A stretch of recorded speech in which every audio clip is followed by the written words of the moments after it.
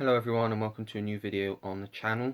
Today I'm going to do my L's in my in-depth Blu-ray collection. I'm going to film 4 videos back to back, so you've got videos right up until Friday, or wait no, Wednesday to Saturday. It'll be Saturday the last video will drop, and then I'll do some more. So I'm going to do L, M, N and O today. This one's L's. So yeah, I'll just get straight on it. First one is based on a true story, a mostly true story, and I did go and watch this in the cinema. I thought it was just okay, but I got it for £2 in Poundland, so I thought I'd pick it up so I can give it a watch again. It stars Maggie Smith and Alex Jennings, and that's The Lady in the Van. Obviously it's about an elderly woman who temporarily parks her van on Alan Bennett's drive for 15 years, and yeah, so obviously it wasn't that temporary, and they form a unique friendship, shall we say. Also stars Jim Broadbent and everyone's favourite actor James Corden. And yeah, as I said, I thought it was okay when I wanted to watch it in the cinema, but I wanted to get it so I can watch it again and see if I've got any better thoughts on it this time around. That is The Lady in the Van. Next up is a mediocre action film directed by Tony Scott and starring Bruce Willis and Damon Wayans from the 90s. Also written by Shane Black, who obviously wrote the first Lethal Weapon film, wrote and directed Kiss Kiss Bang Bang and The Nice Guys. And this is The Last Boy Scout. This was okay, it wasn't bad. It had some funny bits in it, it had some good bits of action in it. But it's not amazing. It's not by a long shot. It's not one of the best 90s action films. It is one I would watch again. It's only an hour and 45 minutes. I did have fun with it, but as I said, I have seen better. So yeah, but anyway, that is The Last Boy Scout. Sorry, bear with me, I need to pause the video 2 minutes. Right, I'm back. Sorry, I had to go and sort something out quickly. Next up is a film that only got a Blu-ray release last month. It is probably my favourite Robert Redford film and one of my favourite prison-based films. Also stars James Gandolfini, Mark Ruffalo and Delroy Lindo, and that is The Last Castle. We are getting quite a lot of good releases of old films the last few months. I mean, last month we got this, and we got Get Rich or Die Trying, which I watched last night, which I thought was fantastic. We also got The Tuxedo and the Saint. On Monday we got The General's Daughter, which I've ordered and is on the way. I very rarely order films the day they come out. This one I did, and that one I did. I'll do an unboxing for that when it comes though. It'll either be today or tomorrow. But yeah, so I was very happy when they said that this was getting a Blu-ray release. So it's basically set in a prison, like a military prison, where all military people that have committed crimes go. And Robert Redford is this like general, this a war hero, and everyone respects him, including the warden played by James Gandolfini, until he says something that obviously hurts his feelings, and then he's against him and they're being treated badly, that an inmate's murdered, and they rise up and try and rebel against the warden, and it's just a really good film. But with these you only get a very plain disc. But I do like the Warner Brothers. I know nobody else has the same opinion as me on this, but for some reason I really like the Warner Brothers just plain blue disc. I don't know why, but I just really like it. I think because they all match then. I think it's all since about 2014 they've been doing that, but they all match, which is I don't know why, I just like it. And some Disney films do that as well now, some Fox films. So but yeah, Last Castle, really good film. Next up is a very meh film, which I watched last year, and I got purely because it has Dustin Hoffman in, and I was getting some Dustin Hoffman films that I hadn't seen. This director has done another film, which will be later on in this video, that also stars Emma Thompson, who is in this. This film is Last Chance Harvey. honestly, if I if I didn't read the synopsis, I couldn't tell you what it's about because it was quite a forgettable film. It's not very long, and the reason I kept it is because of the two lead actors, because it's so short. I may watch it again in the future, I don't know, but I might as well keep it. So then, if I did want to watch it, I didn't have to buy it again. But yeah, it was very meh. That is Last Chance Harvey. Next up is another film with Emma Thompson in. I believe she wrote this as well. Yep, she wrote the story for this. Um, and she's more of a supporting role in this, but she still has every scene she's in. And this is also a great Christmas film that also stars Emilia Clarke and Henry Golden, and that is Last Christmas, which is also obviously based on the music of George Michael and Wham. I'm not going to go into the synopsis of this because it's quite spoilery if I said anything, so I don't want to say anything in case you've not seen it, and you can just go into it just knowing it's a Christmas film and it's really good, although not a lot of people agree with that. But it's directed by Paul Feig, who gave us films like Bridesmaids, The Heat, and Spy, and also some other films we won't mention because they're not so good. But yeah, really like this. I think it's a really good Christmas film, and I watch it every Christmas now since it's been out the last 2 years. So yeah, that's Last Christmas. Next up is my very, very, very close second favourite Tom Cruise film, which is a fantastic film set in the Civil War, my favourite war film, and that is The Last Samurai. Fantastic film. I wish Tom Cruise did more dramatic stuff nowadays because he was so good when he did dramatic roles like this.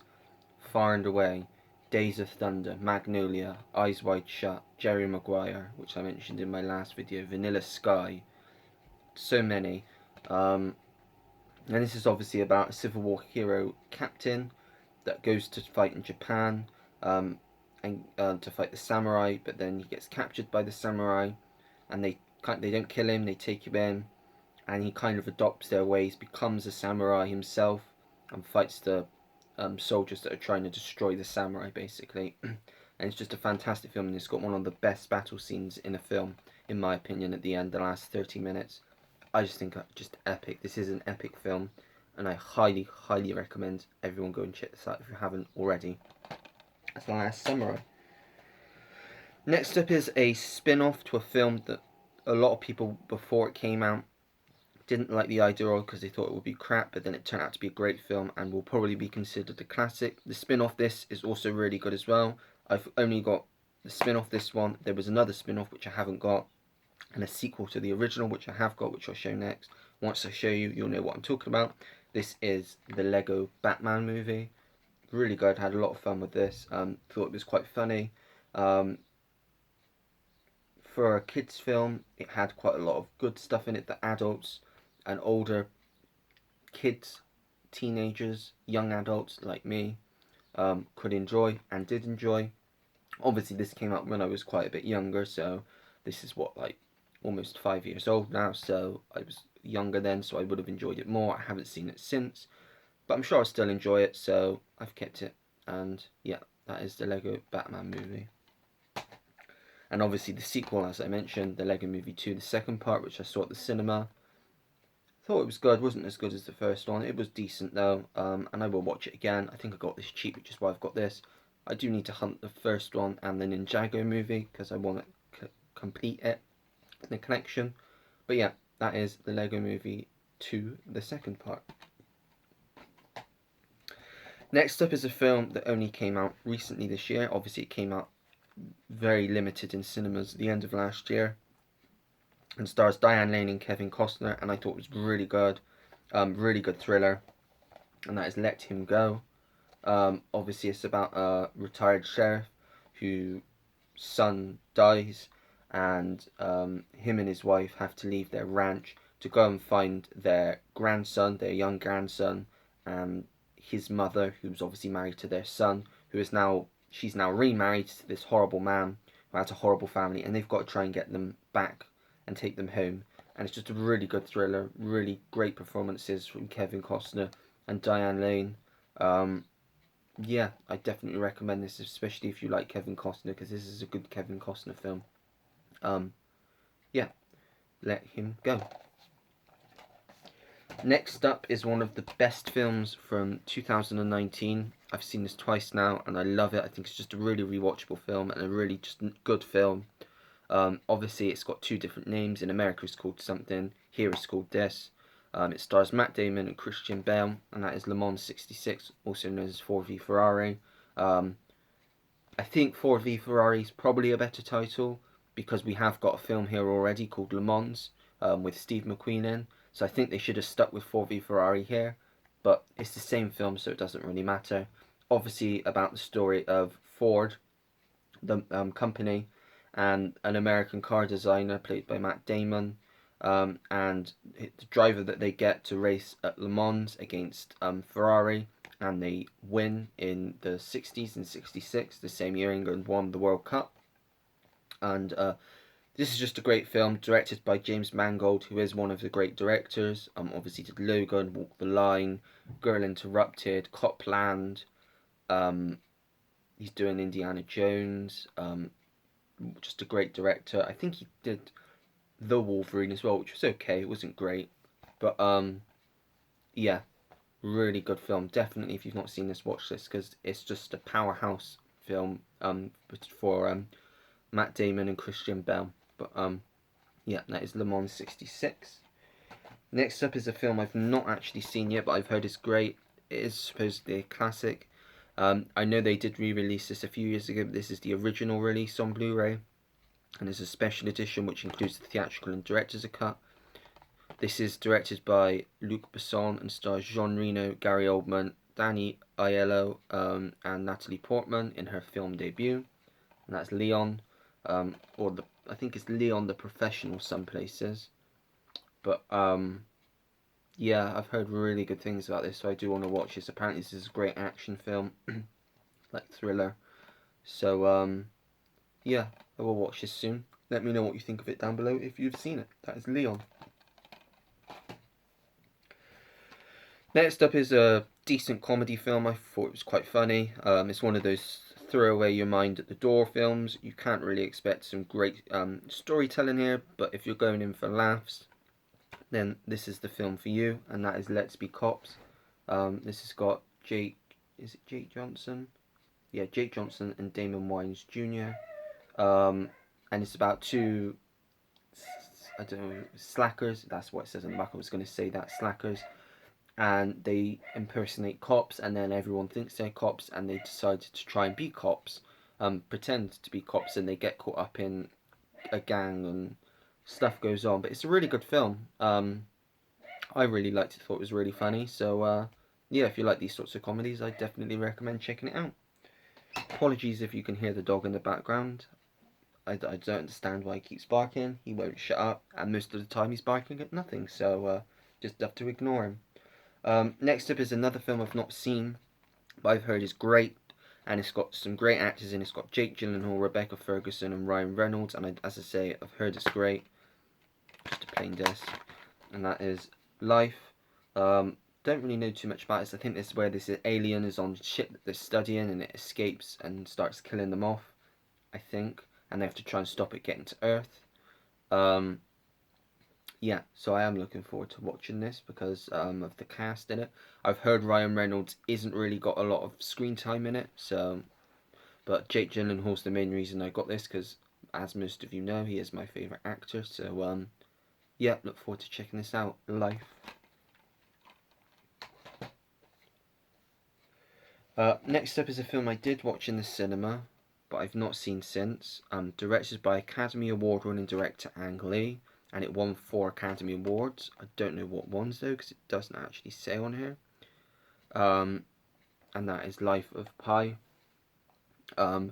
Look forward to checking this out again, because I'm sure it looks stunning. I know there's a 3D and 4K release of this. I don't do 3D, but I may one day get the 4K, although I've kind of stopped getting 4Ks now, because I don't see the point. But yeah, I remember really liking this at the cinema. I mean, I was pretty young. It's almost 10 years ago, so I was pretty young back then, so I can't really remember too much. But I do remember thinking it looked great, and I remember enjoying it. So yeah, that is Life of Pi, which I look forward to checking out again. Next up is a, excuse me, I just had my lunch, so I'm trying to get stuff out my teeth. Very unprofessional. This is the third in a trilogy. The first two, well, I think you can get all three on Blu-ray, but they're out of print and extremely expensive. And I don't think you can get the first two single releases. So I got this because it was 50p in CEX, and I've got the first two on a double pack on DVD, so I'm fine with that. Don't need the Blu-rays for that. But I really like these films. I think they're funny, and it's got great cast, and they all work well together. And that is Little Fockers. Obviously you've got Ben Stiller, Robert De Niro, Dustin Hoffman, Blythe Danner, Barbara Streisand, Owen Wilson in this one. I think he was in the second one as well. And then you've also got Jessica Alba, Laura Dern, Harvey Keitel. Kevin Hart's in it as well, from what I remember. I think he's got a scene in it. So yeah, I really like this from what I remember. So glad to have it, and I couldn't pass up on it on 50p in CEX. But yeah, if you've not seen these films, check them out because they're pretty fun films. So yeah, that is Little Fockers. Next up is another new release which is really good, which I rewatched again recently. The script was made in the 90s, and a lot of people were complaining that it felt like a film that should have been made in the 90s. But I really liked it and think the cast was great in it. And I love these types of films because they don't really make them anymore. And when they do, as I say, I love them. And that is The Little Things with Denzel Washington, Rami Malek, and Jared Leto. About deputy sheriff and a detective. They're trying to find a serial killer that's killing these girls. And Jared Leto plays the main suspect. Just really like this. Really like the script. Really just liked everything about it, really. Yeah, I really like Denzel Washington, so I'll watch anything with him in it. So yeah, if you like these types of films, like he did some in the 90s, Denzel Washington, like Fallen, and I want to say Training Day, but I think that was 2000 that came out. But it's the same sort of thing, like a cop type thriller. But yeah, The Little Things, really good. Really like that.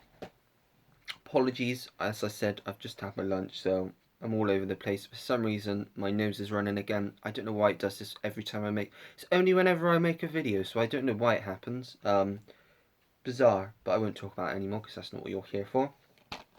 But anyway, next up is probably my favourite film from 2019, A Great Surprise.